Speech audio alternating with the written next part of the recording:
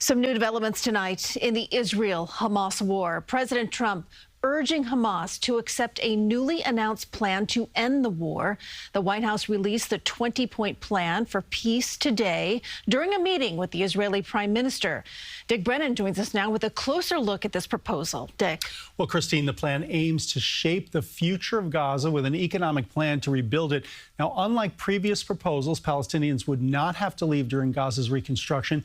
Hamas would play no role in governing, and there would be a temporary board of peace chaired by President Trump and including former British Prime Minister Tony Blair. We had a long, strong talk, Bibi and I, and he understands it's time. President Trump and Israeli Prime Minister Benjamin Netanyahu laid out the plan.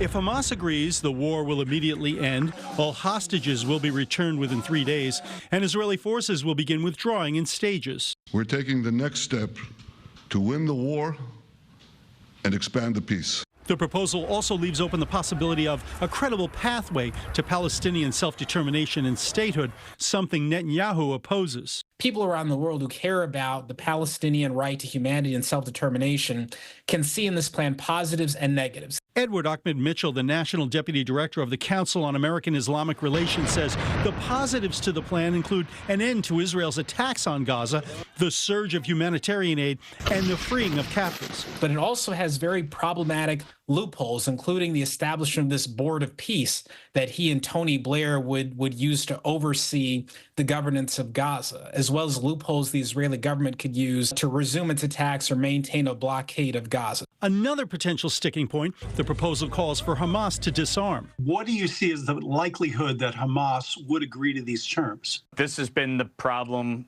throughout. They have repeatedly rejected different peace deals. Much of today's announcement contained within those previous agreements as well. And, ultimately, they are responsible both for what happened on October 7th and in the aftermath. Now, in the past, Hamas has never agreed to disarm, and it has not accepted these terms. Trump told Netanyahu if they don't, that Israel should, in his words, do what it has to do. Christine.